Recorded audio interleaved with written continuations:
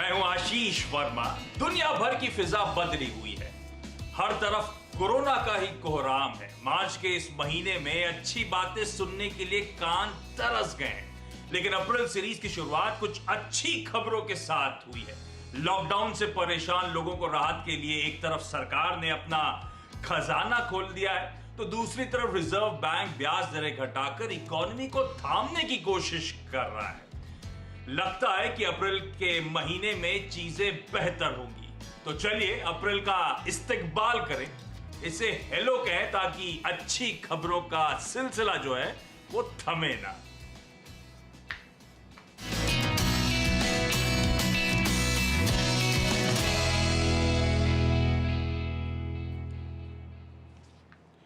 तो दिक्कत ये रही कि मार्च का जो महीना था, मार्च की जो सीरीज थी, वो बहुत पेनफुल रही।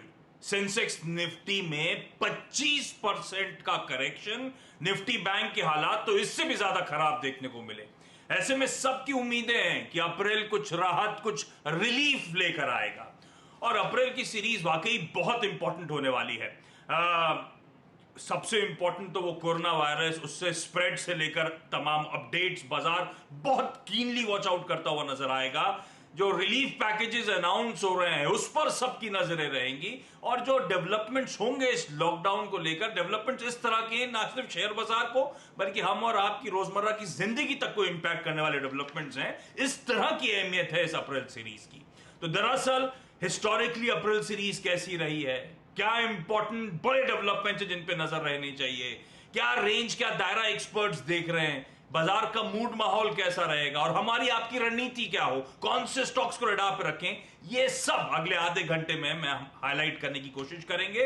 तो सीधी सी आवाज की पूरी टीम, नीरज बाजपेयी, वीरू, वरुण आपको आपकी स्क्रीन पर नजर आएंगे, और साथ साथ सेठी फिनमार्ट के विकास सेठी साहब और ट्रेड बुल्स के सच्चिदानंद उत्तेकर भी हमारे साथ आज जुड़ रहे हैं। ये सब मदद करेंगे इस अप्रैल सीरीज को डीकोड करने के लिए। तो देखते हैं कि हद तक की रिलीफ, कैसा मूड, कैसा माहौल है, स्थिति यूएस में कब बहाल होगी। कहा जा रहा था कि यूएस में चाहते हैं ट्रंप साहब की ईस्टर तक इकोनॉमी जो शटडाउन्स हैं सब खोल देना चाहिए। अब बाकी ऐसा करेंगे नहीं करेंगे, ग्लोबली परिस्थिति कैसी रहेंगी, क्योंकि कुछ दिनों से नीरज वाजपेयी हाईलाइट कर रहे हैं जो बड़ी बड़ी इकोनॉमीज हैं, इटली जैसी, वहां पे नंबर ऑफ केसेस थोड़े से फ्लैटन आउट होने शुरू हुए हैं। हमारे यहाँ वो 14 अप्रैल तक का लॉकडाउन है, 15 से स्थिति बहाल होगी नहीं होगी, ये सब नीरज वाजपेयी से जानने की जरूरत है। इस पे मैं आगे फोकस करूंगा। लेकिन सेठी साहब, अब इस समय ये लॉकडाउन से हम जूझ रहे हैं 14 अप्रैल तक। क्या आपसे एक चीज तो ये जानना चाहूंगा, क्या मोटा मोटी मार्केट ने डाइजेस्ट कर रखा है कि 3 हफ्ते का लॉकडाउन है, या उसके बियॉन्ड भी हम कुछ इस भाव में डाइजेस्ट करके चल रहे हैं? आप कैसे अप्रोच कर रहे हैं अब इस बाजार को, क्या रणनीति लेकर चल रहे हैं सर? गुड आफ्टरनून आशीष। देखिए, हम एक अनप्रेसिडेंटेड, एक once in a lifetime जैसी क्राइसिस के दौर से गुजर रहे हैं, जहां दुनिया भर में लॉकडाउन है। आप यूएस है, यूरोप है, फिर हमारा इंडिया है, बिल्कुल लॉकडाउन है। तो ऐसी अनप्रेसिडेंटेड क्राइसिस है, और ये जो 15 अप्रैल तक का जो लॉकडाउन है, मुझे लगता है इसके बियॉन्ड भी इसको एक्सटेंड होना पड़ेगा या करना पड़ेगा। और ये जो पीरियड है ये अच्छे से निकल जाए, हमारे जो केसेस है वो उस प्रोपोर्शन में नहीं बढ़े जैसे हमने इटली में, स्पेन में या यूएस में देखा है, तो that will be good for the market. और मुझे लगता है अगर वैसा कुछ नहीं होता है तो we have already made our bottom. ये जो 7500 तक का जो लेवल्स हमने देखे हैं, मुझे लगता है उसके नीचे तो बाजार को नहीं जाना चाहिए। बाकी मुझे पर्सनली मेरी गट फीलिंग है कि ये जो 15 अप्रैल से भी ये एक्सटेंड होगा लॉकडाउन, बिकॉज ये जो जब तक इसका के स्प्रेड को रोकने का पूरा पुख्ता इंतजाम नहीं होता है या इसका कोई क्योर नहीं निकलता है, मुझे लगता है चिंता का विषय जरूर रहेगा। और उस लिहाज से मेरी जो निवेश को, ट्रेडर्स को सलाह रहेगी कि इस बाजार में अभी भी we are not out of the woods, और ये जो हमने पिछले 3 दिनों में तेजी देखी है, उससे one should not get carried away. मुझे लगता है अपॉर्चुनिटीज मिलेगी लंबी अवधि के निवेशक को। बिल्कुल इस बाजार में जो भी पैनिक का दिन होता है वहां पे खरीदारी करने की सलाह रहेगी अच्छी क्वालिटी के स्टॉक्स में। बट ये जो 3 दिन की तेजी है, यहाँ पे अब थोड़ा ठहराव होना चाहिए, मुझे लगता है।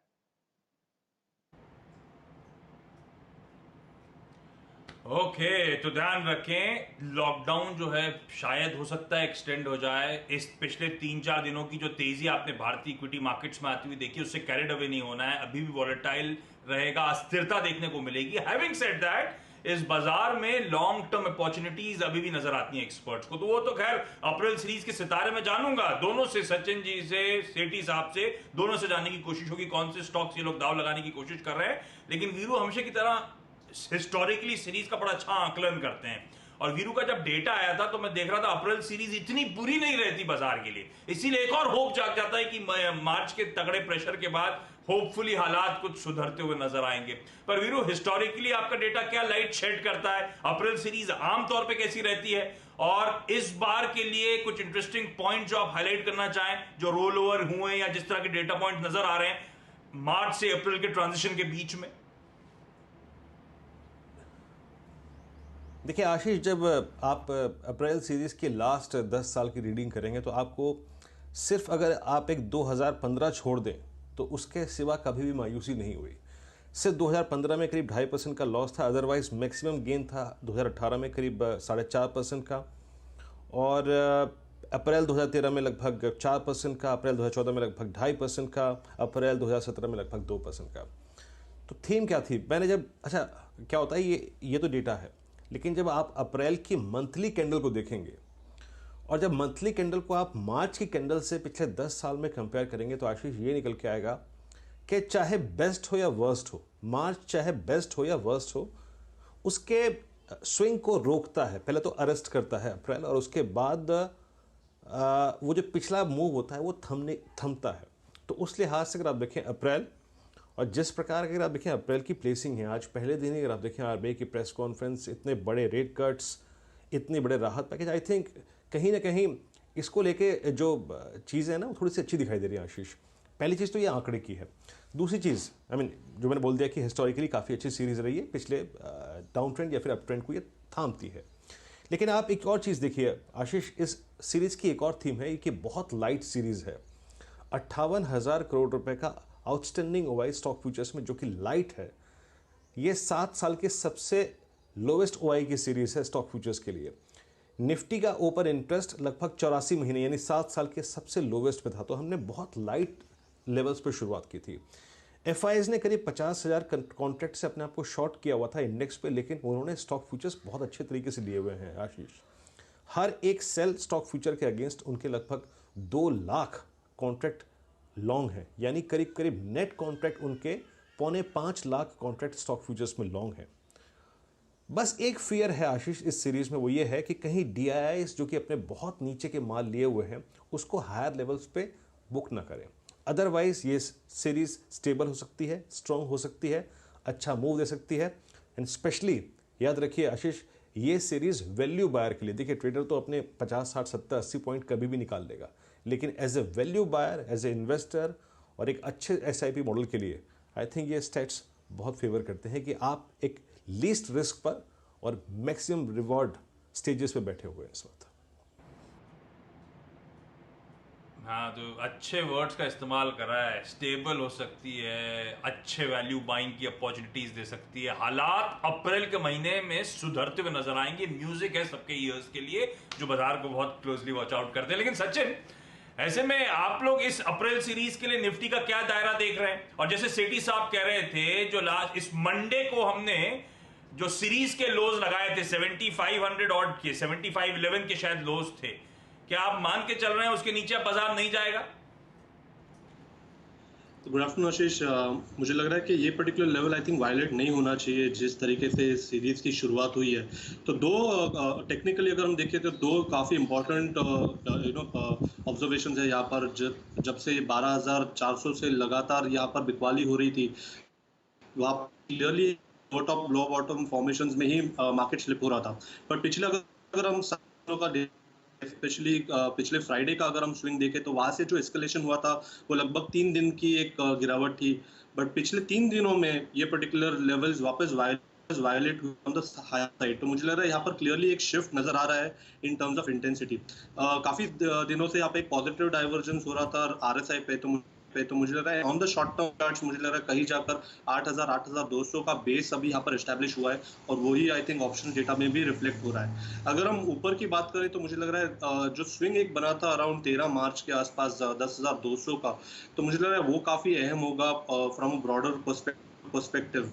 तो यहाँ पर इमीडिएट अगर हम रेंज देखें तो मुझे लग रहा है कहीं जाकर 8,000 8,200 एक वैल्यू जोन है जहां पर बिल्ड करने ही चाहिए। एंड ऊपर में मुझे लग रहा है कि 10,000 10,200 तक भी एक सरप्राइजिंग मूव आ सकती है। तो अच्छी अच्छी खबरें आ रही हैं, सीरीज अच्छी रह सकती है, इसीलिए हेलो अप्रैल करके आगाज करता है सीरीज का। मूड, माहौल, कलर वलर सब बदला है ताकि थोड़ा सा मूड बदले सबका। घरों में बैठे बैठे सब पक गए हैं, उम्मीद की किरण जाग रही है। सारे एक्सपर्ट एक एक करके यही बात हाईलाइट कर रहे हैं। लेकिन नीरज बाजपेयी का वापस जाना चाहूंगा क्योंकि सबसे अहम डेटा पॉइंट्स तो उन्हीं के पास हैं, खास तौर पे कोरोना वायरस के स्प्रेड को लेकर, साथ साथ ग्लोबल ग्रोथ को लेकर, हमारे देश में लॉकडाउन को लेकर। नीरज जी, क्या खास चीजें होंगी इन सबसे रिलेटेड जिस पे आपकी नजर रहने वाली है? आपको मेरी आवाज आ रही है? बिल्कुल लाउड एंड क्लियर। तो देखिए, इसमें सबसे इंपॉर्टेंट चीज ये हमें ध्यान रखनी पड़ेगी कि जो 14 अप्रैल को खत्म होगा जब लॉकडाउन, तो वो तो एक मेजर इवेंट हो जाएगा, लेकिन उसके रिपरकशंस बहुत ज्यादा है। जैसे कि हमारे बहुत सारे लेबर्स जो हैं वो वापस अपने अपने गांव में, अपने अपने इलाकों में जा रहे हैं। ये एक तरीके से इनको एक्स्ट्रा केयर की जरूरत है। जिस रास्ते से जा रहे हैं वहां उनको प्रॉपर चेकअप चाहिए और उनको पहुंचाया जाए। ये जा क्यों रहे हैं? क्योंकि यहाँ पे इनका काम धंधा बंद है और जिन शहरों या गाँव से आते हैं वहां पे अब रबी की क्रॉप खड़ी है और उस क्रॉप की कटाई भी बहुत जरूरी है। अगर ये नहीं जाएंगे तो कटाई रुक जाएगी, लेकिन ये करियर भी हो सकते हैं। तो इसलिए इनको इनका चेकअप होना चाहिए, इनको प्रॉपर ट्रीटमेंट मिलना चाहिए। और क्या ये क्वारंटाइन किए जाएंगे या नहीं किए जाएंगे हमें नहीं पता, लेकिन ये ऐसी चीजें जो आपको ध्यान में रखनी पड़ेंगी, या सिस्टम को ध्यान में रखनी पड़ेंगी, क्योंकि ये सप्लाई चेन के लिए भी बहुत जरूरी है। क्योंकि रबी क्रॉप आपकी बिल्कुल है, उसकी कटाई जरूरी है। इसके अलावा हमें ये भी ध्यान रखना पड़ेगा कि इस 14 दिन के दौरान और उसके बाद हमारी पूरी सप्लाई चेन कैसे मैनेज होती है। क्योंकि अभी तो हमें कोई दिक्कत नहीं हो रही, लेकिन बहुत सारी फैक्ट्रीज बंद है, काम नहीं हो रहा है। तो वहां पे काम शुरू हो और कम से कम जो बिल्कुल क्रिटिकल मैन पावर है उसको वहां जाने दिया जाए। दूसरा, ग्लोबल लेवल पे एक बहुत इंपॉर्टेंट डेवलपमेंट ये है कि टेस्ट किट के बहुत सारे नए नए मॉडल्स निकल के आ रहे हैं। कुछ समय कम के हिसाब, जैसे हमने दिन में सुबह बात की थी, बॉश ने बनाया है, और कुछ सस्ते निकल रहे हैं। अभी आपके यहाँ की टेस्ट की कीमत 4,500 रुपए है, लेकिन उसको रिड्यूस करके और कम करने की कोशिश चल रही है, क्योंकि तभी बड़े पैमाने पे आप कर पाएंगे। तो इस पर हमें नजर रखनी पड़ेगी कि इस अप्रैल के महीने में वो एक सस्ती टेस्ट किट आई। आपको एग्जाम्पल देता हूँ मैं, साउथ कोरिया बेस्ट मैनेज है इस कोरोना से। वो इसीलिए क्योंकि उसने पूरी कंट्री का टेस्ट करा डाला और हर आदमी इतना ज्यादा अंडर वॉच है कि आपके एक एक मूवमेंट पे वॉच किया जा रहा है। उन्होंने लॉकडाउन नहीं किया, उन्होंने वॉच किया। तो ठीक है, उनकी छोटी कंट्री कर सकते हैं, तो उस तरीके से हमें करना पड़ेगा। तो सस्ती किट्स हमें चाहिए, और मैं तो ये उम्मीद में हूं कि शायद अप्रैल के दौरान आपको एक एंटी कोरोना मेडिसिन कोई सामने आ जाए कि ये पक्के तौर पे, अभी आप हाइड्रोक्सिल क्वारंटाइन पे करते, क्लोरोक्विन पे कर रहे हैं, लेकिन हो सकता है कि कोई एक दूसरी अच्छी कोई मेडिसिन आ जाए जो हमारे लिए वरदान साबित हो सकती है। तो ये कुछ ऐसी चीजें हैं जो मैं इस अगले अप्रैल भर में मुझे लगता है कि इसमें डेवलपमेंट जरूर होगा। म्यूजिक टू ईयर्स, सबकी नजरें वहीं पर हैं। टेस्ट किट, अच्छे टेस्ट किट सब आ गए, एक दवा आ जाए, सारी दिक्कत खत्म हो, तो अप्रैल कुछ गुड न्यूज ला सकता है। इस उम्मीद के साथ हम इस सीरीज को अप्रोच कर रहे हैं। तो ये वो ब्रॉडर पॉइंट इंटरेस्टिंग है। देखिए, माइग्रेंट लेबर जो चला गया है, स्थिति बहाल होने में समय लगेगा, ये सब हमें कीनली वॉच आउट करना पड़ेगा। लेकिन वरुण भी जुड़े हुए हैं। वरुण, क्विकली फिर आप जो इंपॉर्टेंट इवेंट्स लाइंड अप है अप्रैल सीरीज के वो बताएं, फिर मैं ब्रेक लूंगा और ब्रेक के उस पार दोनों एक्सपर्ट से अप्रैल सीरीज के जो सितारे हैं वो जानेंगे हम लोग। वरुण बताएं। ओके, देखिए, सबसे पहले तो 1 अप्रैल को आपके जो ऑटो नंबर्स है वो आना शुरू हो जाएंगे। देखना होगा कि इस महीने में कितनी मार पड़ी है ऑटो कंपनीज पे, ये निकल के सामने आ जाएगा। और वैसे भी 1 अप्रैल से देखिए जो BS6 एमिशन नॉर्म्स है वो इफेक्टिव हो जाएंगे, यानी कि BS4 की गाड़ियां कंपनी नहीं बेचने वाली, BS6 की गाड़ियां कंपनी बेचेगी। हालांकि फाड़ा ने गुहार लगाई है, देखते हैं इस पर कोई रिलीफ इनको मिलती है कि नहीं। वैसे भी काफी दिन बचे नहीं है। इसके अलावा नेचुरल गैस जो है उसके प्राइस की रिवीजन भी होनी है 1 अप्रैल से, तो वहां भी नजर होगी। आपने कहा कि वैसे भी देखिए हम सब घर पे बैठे हैं, वर्क फ्रॉम होम कर रहे हैं, तो काफी बोर हो रहे हैं। तो इस बीच अब से 14 अप्रैल के बीच में काफी सारी छुट्टियां हैं, वैसे भी कुछ फेस्टिवल्स है, शायद इसको आप एंजॉय नहीं कर पाए, घर पे बैठ के एंजॉय करना पड़ेगा। 2 अप्रैल को रामनवमी की छुट्टी है, 10 को गुड फ्राइडे है, 14 अप्रैल को बाबा साहेब अम्बेडकर की जयंती है। तो ये चारों जो छुट्टियां हैं वो आपके वैसे भी वर्क फ्रॉम होम के दिनों में पड़ने वाली है, तो ज्यादा कुछ असर नहीं होगा। और 15 तारीख को जो लॉकडाउन है 14 को खत्म होगा, तो 15 को देखना होगा कि किस तरह का असर मार्केट पे देखने मिलता है। 18 अप्रैल को HDFC बैंक ने कहा है कि वो Q4 के नतीजे देने वाले हैं और साथ ही साथ डिविडेंड के ऊपर भी विचार होने वाला है, तो ये इंपॉर्टेंट डेट होगी।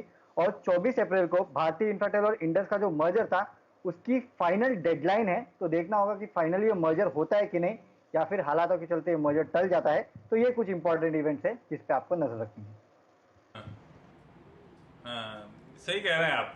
इतने लंबे अरसे से अप्रैल सीरीज का इंतजार था, इतनी सारी छुट्टियां सब वीकडेज में आने वाली थी, और अब तो छुट्टियों से डर लग रहा है। अब तो ये डर लग रहा है वीकेंड में करेगा क्या आदमी, छुट्टी में कैसे समय निकलेगा। वर्क फ्रॉम होम में कम से कम सांस तो रहती है कि ऑफिस के लिए काम कर रहे हैं तो दिन स्पेंड हो जाता है। अभी छुट्टियों से डर लगने लगा, ऐसा समय आ गया। देखिए आप लोग, क्विकली यहाँ पे छोटा सा ब्रेक ले रहा हूँ।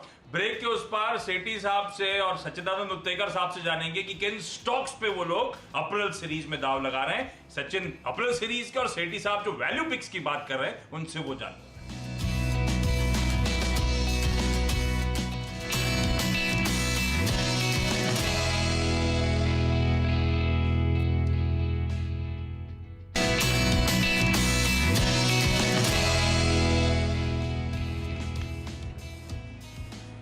ब्रेक के बाद आपका स्वागत है हेलो अप्रैल में, यानी कि अप्रैल सीरीज कैसी पैन आउट हो सकती है उस पर फोकस है। और वित्त मंत्रालय की तरफ से आपने देखा एक वेलफेयर पैकेज आया, उसके बाद आरबीआई ने तगड़े डोल आउट, तमाम खबरें सामने आरबीआई की तरफ से। आप सब इंतजार कर रहे हैं वित्त मंत्रालय की तरफ से शायद एक स्टिमुलस पैकेज भी अप्रैल में आता हुआ हमें नजर आया। चलिए, इन सब होप्स के बीच में सेठी साहब ने कार्यक्रम की शुरुआत में कहा था कि यह समय बेहतरीन हो सकता है अप्रैल सीरीज का वैल्यू पिकिंग के लिए। तो सेठी साहब, एक तो आइडियाज वैल्यू पिकिंग वाले आप ही दे दीजिए। नहीं, बिल्कुल आशीष, देखिए पूरे बाजार में एकदम कार्नेज है और जो अच्छी क्वालिटी के स्टॉक्स है उनमें इन लेवल्स पे भी या कोई भी गिरावट आती है, बिकॉज आई पर्सनली फील कि हम पूरी तरह से अभी इससे निकले नहीं है, तो बाजार में कोई दिन पैनिक हो सकता है। तो उस दिन का इंतजार करके अच्छी क्वालिटी के स्टॉक्स में खरीदारी करने की सलाह रहेगी। जो एक स्टॉक अभी रिकमेंड करना चाहूंगा वो एक फार्मा कंपनी को मैंने पिक किया है, डिवीज लेबोरेटरीज। एक बहुत ही शानदार कंपनी है और अगर आप देखें तो इस कार्नेज के माहौल में भी इस स्टॉक ने बाजार को आउट परफॉर्म किया है, काफी रेजिलेंट रहा स्टॉक। मुझे लगता है जैसे माहौल ठीक होगा इस स्टॉक में एक अच्छी तेजी बननी चाहिए। मुझे लगता है इस महीने की सीरीज में, ये अप्रैल की सीरीज में भी एक अच्छे अपसाइड बिल्कुल इसमें एक्सपेक्ट किए जा सकते हैं और कंपनी को जो दुनिया भर में हो रहा है उसकी एक बेनिफिशियरी के तौर पे भी देखा जा सकता है, बिकॉज ये एपीआई बनाने वाली एक लीडिंग कंपनी है जो कि आज फार्मा कंपनीज की रिक्वायरमेंट है और जो कि शॉर्ट सप्लाई में है। और मुझे लगता है इस सीरीज में भी कुछ levels of 2050 on this stock. Okay, तो दिवीज लेबोरेटरीज और गोदरेज कंज्यूमर प्रोडक्ट जैसे स्टॉक्स हो सकते हैं जहां पे अप्रैल में स्टैगर्ड वे में आप बाइंग करने के मौके ढूंढ सकते हैं। और सचिन के पास जाते हैं। सचिन, सीरीज के लिहाज से कुछ स्टॉक्स आपने चुने हैं क्या? कहीं खरीदारी करने वाले हैं क्या? आशीष जी, ये एक अच्छा मौका होगा। इनफैक्ट काफी वॉलेटाइल रह सकती है सीरीज, बट आई थिंक यहाँ पर ओवरऑल नैरेटिव यहाँ पर बाय ऑन डिक्लाइंस का ही होगा। इनफैक्ट एक अच्छा मौका होगा जहाँ पर आपके फंडामेंटली वीक स्टॉक जो रहे पोर्टफोलियो में वो आपको निकालने के लिए मौका मिलेगा। और जिस तरीके से यहाँ पर बिल्टअप्स हो रहे हैं, मुझे लग रहा है आगे जाके लीडर्स ही है जहाँ पर बेट्स अभी भी लगाने चाहिए। तो अगर हम लीडरशिप की बात करें तो मुझे लग रहा है Reliance, ICICI bank and Asian paints जैसे स्टॉक्स हैं जहाँ पर मुझे लग रहा है कि ये सीरीज काफ़ी हेल्दी हो सकती है उनके लिए, जहाँ पर लगभग एक 15% की डाउन साइड भी अवेलेबल है, पर ऊपर में पोटेंशियल भी अराउंड 20-25% से ज़्यादा है। तो मुझे लग रहा है यहाँ पर थोड़े ट्रेड सेटअप बेटर है, बट डेफिनेटली जैसे वैल्यू जोन है 8,200 का, तो यहाँ पर लीडर्स पे ही दाव लगाना चाहिए। एंड एक अच्छा मौका होगा अगले कुछ दिनों में जहाँ पर आपके पास अगर कोई फंडामेंटली वीक स्टॉक्स अभी भी पड़े हुए हैं, उनको आप निकाल दीजिए अपने पोर्टफोलियो से और बेट कीजिए इन लार्ज कैप नाइम्स में। ठीक है, ओके, तो फंडामेंटली स्ट्रॉन्ग दिग्गज स्टॉक्स में दाव लगाने के मौके होंगे। तो हेलो अप्रैल, डेटा पॉइंट्स अच्छे हैं, हिस्टोरिकली अप्रैल सीरीज अच्छी रहती है। सरकार की इंस्टीट्यूशंस जैसे कि आरबीआई वगैरह एक्शन में है, अर्थव्यवस्था की मदद करने की लगातार कोशिश कर रहे हैं। एक्सपर्ट्स मानते हैं कि ये सीरीज बेहतर पैन आउट हो सकती है एक पेनफुल मार्च सीरीज के मुकाबले, और अच्छी क्वालिटी के दिग्गज स्टॉक्स में हल्की हल्की खरीदारी करने की अप्रैल सीरीज बेहतरीन मौके देगी। इस पॉजिटिव नोट पर आज की इस खास चर्चा में इतना ही। आप सबका धन्यवाद जुड़ने के लिए और आप सबका इस खास पेशकश को देखने के लिए।